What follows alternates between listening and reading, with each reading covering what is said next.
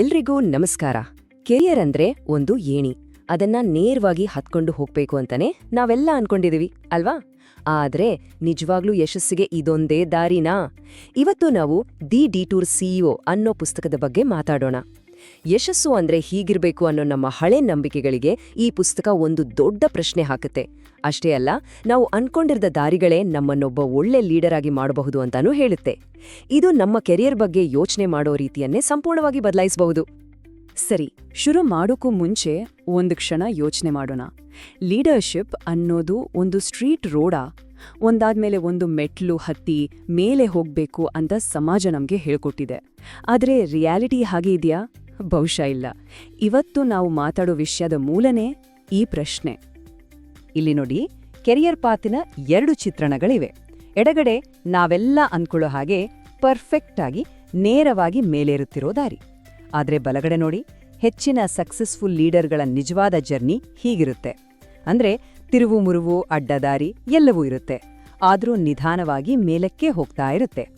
ಈ ಅಂಕುಡಂಕಾದ ದಾರಿಯಲ್ಲೇ ನಿಜವಾದ ಗ್ರೋತ್ ಸಿಗೋದು. ಸರಿ, ಮೊದಲಿಗೆ ಈ ಏಣಿಯ ಕಲ್ಪನೆ ಅಂದ್ರೆ ಏನು ಅಂತ ಸ್ವಲ್ಪ ಡೀಟೇಲ್ ಆಗಿ ನೋಡೋಣ. ಚಿಕ್ಕ ದಿನದಿಂದಲೂ ಸಕ್ಸಸ್ ಅಂದ್ರೆ ಒಂದೇ ಸಮನೆ ಮೇಲೆ ಹೋಗ್ತಾ ಇರೋದು ಅಂತ ನಮ್ಗೆಲ್ಲ ಹೇಳ್ಕೊಟ್ಟಿದ್ದಾರೆ ಅಲ್ವಾ? ಆದ್ರೆ ದ ಡಿಟೂರ್ ಸಿಇಒ ಪುಸ್ತಕ ಇದೇ ನಂಬಿಕೆಯನ್ನ ಪ್ರಶ್ನಿಸುತ್ತೆ. ಅಷ್ಟೇ ಅಲ್ಲ, ಇದಕ್ಕಿಂತ ಭಿನ್ನವಾದ, ಹೆಚ್ಚು ನಿಜವಾದ ಮತ್ತು ಕೊನೆಗೆ ಹೆಚ್ಚು ಯಶಸ್ಸು ತಂದುಕೊಡೋ ಇನ್ನೊಂದು ದಾರಿಯನ್ನು ನಮ್ಗೆ ತೋರಿಸುತ್ತೆ. ಹಾಗಾದ್ರೆ ಸ್ಟ್ರೇಟ್ ರೋಡ್ ಅನ್ನೋದು ಸುಮ್ನೆ ಒಂದು ಕಲ್ಪನೆ ಅಷ್ಟೇ. ಆದ್ರೆ ನಿಜವಾದ ದಾರಿ ಯಾವುದು? ಇಲ್ಲೇ ಡಿಟೂರ್ ಅಥವಾ ಅನಿರೀಕ್ಷಿತ ತಿರುವು ಅನ್ನೋ ಐಡಿಯಾ ಬರೋದು. ಇದು ಜಸ್ಟ್ ಇನ್ನೊಂದು ದಾರಿಯಲ್ಲ, ಇದು ಲೀಡರ್ಶಿಪ್ ಮತ್ತು ಪರ್ಸನಲ್ ಗ್ರೋತ್ ಬಗ್ಗೆ ಯೋಚನೆ ಮಾಡೋ ಒಂದು ಹೊಸ ವಿಧಾನ, ಒಂದು ಹೊಸ ಫಿಲಾಸಫಿ. ಹಾಗಿದ್ರೆ ಡಿಟೂರ್ ಅಂದ್ರೆ ಏನು? ಇದನ್ನ ದಾರಿ ತಪ್ಪೋದು ಅಂತ ಅನ್ಕೋಬಾರ್ದು. ಇದು ನಮ್ಮ ಕರಿಯರ್ನಲ್ಲಿ ಇದ್ದಕ್ಕಿದ್ದಂತೆ ಬರೋ ಒಂದು ಅವಕಾಶ ಅಥವಾ ಒಂದು ಅಡ್ಡದಾರಿ, ಇಲ್ಲ ಅಂದ್ರೆ ಒಂದು ದೊಡ್ಡ ಚಾಲೆಂಜ್. ನಾವು ಎಕ್ಸ್ಪೆಕ್ಟ್ ಮಾಡದ ಇಂಥ ಸಂದರ್ಭಗಳಲ್ಲೇ ನಾವು ಜಾಸ್ತಿ ಕಲಿಯೋದು ಮತ್ತು ಒಬ್ಬ ಲೀಡರ್ ಆಗಿ ನಿಜವಾಗ್ಲೂ ಬೆಳೆಯೋದು. ಇದನ್ನೇ ಲೇಖಕ ಪಾಲ್ ಪೆರಾಲ್ಟ್ ಅವರು ತುಂಬಾ ಚೆನ್ನಾಗಿ ಹೇಳ್ತಾರೆ. ಲೀಡರ್ಶಿಪ್ ಅನ್ನೋದು ತುಂಬಾ ವಿರಳವಾಗಿ ಸ್ಟ್ರೇಟ್ ಲೈನಲ್ಲಿ ಹೋಗುತ್ತೆ ಮತ್ತು ಆ ಅನಿರೀಕ್ಷಿತ ತಿರುವುಗಳಲ್ಲೇ ಶಾಶ್ವತವಾದ ಬೆಳವಣಿಗೆ ಮತ್ತು ಒಳನೋಟ ಅಡಗಿರುತ್ತೆ. ನೋಡಿ, ಈ ಒಂದೇ ಒಂದು ಲೈನ್ ಈ ಪುಸ್ತಕದ ಸಂಪೂರ್ಣ ಫಿಲಾಸಫಿಯನ್ನ ಹಿಡಿದಿಡುತ್ತೆ. ಸರಿ, ಈ ಫಿಲಾಸಫಿಯನ್ನ ಪ್ರಾಕ್ಟಿಕಲ್ ಆಗಿ ನೋಡೋಣ ಬನ್ನಿ. ಸಾಮಾನ್ಯವಾಗಿ ಲೀಡರ್ಗಳು ಮಾಡೋ 3 ತಪ್ಪುಗಳು ಯಾವುವು ಮತ್ತೆ ಅವುಗಳನ್ನ ಸರಿಪಡಿಸೋಕೆ ಈ ಡಿಟೂರ್ ಅನ್ನೋ ಐಡಿಯಾ ಹೇಗ್ ಹೆಲ್ಪ್ ಮಾಡುತ್ತೆ ಅನ್ನೋದನ್ನ ಈಗ ನೋಡೋಣ. ಇಲ್ಲಿ ಲೀಡರ್ಶಿಪ್ನಲ್ಲಿರೋ 3 ಕಾಮನ್ ತಪ್ಪುಗಳನ್ನ ನೋಡಬಹುದು. ಮೊದಲನೇದು, ನಮ್ಮ ಹುದ್ದೆನೇ ನಮ್ಮ ಐಡೆಂಟಿಟಿ ಅಂತ ಅನ್ಕೊಳ್ಳೋದು. ಅದಕ್ಕಿರೋ ಪರಿಹಾರ, ನಾವು ನಮ್ಮ ಕೆಲಸಕ್ಕಿಂತ ದೊಡ್ಡವರು ಅಂತ ನೆನ್ಪಿಟ್ಕೊಳ್ಳೋದು. ಎರಡನೇದು, ನಮ್ಮ ಕೆಳಗಿರೋರ್ನ ಬೆಳೆಸದೇ ಇರೋದು. ಅದಕ್ಕೆ ಸೊಲ್ಯೂಷನ್, ನಮ್ಮ ನೆಕ್ಸ್ಟ್ ಬಾಸ್ಗೆ ನಾವೇ ಟ್ರೈನಿಂಗ್ ಕೊಡೋದು. ಇನ್ನು ಮೂರನೇದು, ಎಲ್ಲ ಪ್ರಾಬ್ಲಮು ನಾನೇ ಸರಿ ಮಾಡಬೇಕು ಅಂತ ಹೊರಡೋದು. ಅದರ ಬದಲು ಟೀಮ್ಗೆ ಪವರ್ ಕೊಡೋದು. ಇವು ಕೇವಲ ಟಿಪ್ಸ್ ಅಲ್ಲ, ಇವು ಲೀಡರ್ಶಿಪ್ ಮೈಂಡ್ಸೆಟ್ನಲ್ಲಿ ಆಗ್ಬೇಕಾದ ದೊಡ್ಡ ಬದಲಾವಣೆಗಳು. ಯಾವುದೇ ಐಡಿಯಾ ತಗೊಂಡ್ರೂ ಅದರಲ್ಲಿ ಪ್ಲಸ್ ಮತ್ತು ಮೈನಸ್ ಇದ್ದೇ ಇರುತ್ತೆ. ಹಾಗೆಯೇ ಈ ಡಿಟೂರ್ ಫಿಲಾಸಫಿಗೂ ಅದರದೇ ಆದ ಸ್ಟ್ರೆಂತ್ಸ್ ಮತ್ತೆ ಲಿಮಿಟೇಷನ್ಸ್ ಇದೆ. ಈಗ ಈ ಪುಸ್ತಕದ ಬಗ್ಗೆ ಒಂದು ಬ್ಯಾಲೆನ್ಸ್ಡ್ ನೋಟ ನೋಡೋಣ. ಈ ಪುಸ್ತಕದ ಅತಿ ದೊಡ್ಡ ಪ್ಲಸ್ ಪಾಯಿಂಟ್ ಅಂದ್ರೆ ಅದರ ಪ್ರಾಮಾಣಿಕತೆ. ಇದು ನಿಜವಾದ ಅನುಭವಗಳ ಮೇಲೆ ಆಧಾರಿತವಾಗಿದೆ ಮತ್ತೆ ಪ್ರಾಕ್ಟಿಕಲ್ ಆಗಿರೋ ಸಲಹೆಗಳನ್ನ ಕೊಡುತ್ತೆ. ಆದ್ರೆ ಇನ್ನೊಂದು ಕಡೆ ಇದು ಹೆಚ್ಚಾಗಿ ಒಬ್ಬ ವ್ಯಕ್ತಿಯ ಪರ್ಸ್ಪೆಕ್ಟಿವ್.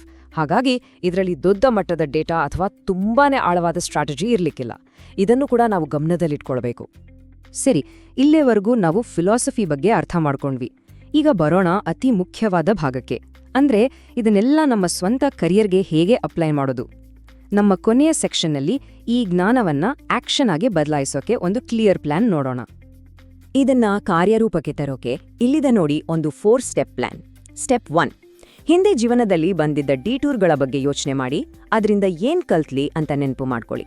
ಸ್ಟೆಪ್ 2, ನಮ್ಮ ಎನರ್ಜಿಯನ್ನ ಎಲ್ಲಿ ಫೋಕಸ್ ಮಾಡಬೇಕು ಅನ್ನೋ ಪ್ರಮುಖ ವಿಷಯಗಳನ್ನ ಗುರುತಿಸಿ. ಸ್ಟೆಪ್ 3, ಟೀಮ್ನಲ್ಲಿರೋ ಒಬ್ಬರ ಬೆಳವಣಿಗೆಗೆ ಹೆಲ್ಪ್ ಮಾಡೋಕೆ ಒಂದು ಡೆವಲಪ್ಮೆಂಟ್ ಪ್ಲಾನ್ ಮಾಡಿ. ಮತ್ತು ಸ್ಟೆಪ್ 4, ಕಂಫರ್ಟ್ ಝೋನಿಂದ ಹೊರಗೆ ಬಂದು ಹೊಸ ಚಾಲೆಂಜ್ ಒಂದನ್ನ ಕೈಗೆತ್ಕೊಳ್ಳಿ. ಮುಂದೆ ಹೋಗಕ್ಕೆ ಇವು ಪ್ರಾಕ್ಟಿಕಲ್ ಸ್ಟೆಪ್ಸ್. ಸರಿ, ಇದನ್ನ ಮುಗಿಸೋಕು ಮುಂಚೆ ಈ ಒಂದು ಮುಖ್ಯವಾದ ಮಾತನ್ನ ನೆನ್ಪಿಟ್ಕೊಳ್ಳೋಣ. ನಿಜವಾದ ಬದಲಾವಣೆ ಬರೋದು ಸುಮ್ನೆ ಓದೋದ್ರಿಂದ ಅಲ್ಲ, ಅದನ್ನ ಮಾಡಿ ನೋಡೋದ್ರಿಂದ. ಈ ಐಡಿಯಾಗಳನ್ನ ತಿಳ್ಕೊಳ್ಳೋದು ಮೊದಲನೇ ಹೆಜ್ಜೆ ಅಷ್ಟೇ, ಆದರೆ ಅವುಗಳನ್ನ ನಮ್ಮ ಜೀವನದಲ್ಲಿ ಅಳವಡಿಸಿಕೊಂಡಾಗ್ಲೇ ನಿಜವಾದ ಗ್ರೋತ್ ಶುರುವಾಗೋದು. ಕೊನೆಯದಾಗಿ ಈ ಒಂದು ಪ್ರಶ್ನೆಯೊಂದಿಗೆ ಇವತ್ತಿನ ಚರ್ಚೆಯನ್ನ ಮುಗಿಸೋಣ. ಒಬ್ಬರ ಕೆರಿಯರ್ನಲ್ಲಿ ತೆಗೆದುಕೊಳ್ಳದೆ ಹಾಗೆ ಬಿಟ್ಬಿಟ್ಟಿರುವ ಅತ್ಯಂತ ಬೆಲೆಬಾಳುವ ಡಿಟೂರ್ ಯಾವುದು? ಬಹುಶಃ ಭಯದಿಂದ ಅಥವಾ ಅನುಮಾನದಿಂದ ಯಾವ ಅವಕಾಶವನ್ನ ಕೈಬಿಡಲಾಗಿತ್ತು? ಈ ಬಗ್ಗೆ ಯೋಚನೆ ಮಾಡೋದು ನಿಜಕ್ಕೂ ನಮ್ಮ ಬೆಳವಣಿಗೆಗೆ ಸಹಾಯ ಮಾಡಬಹುದು.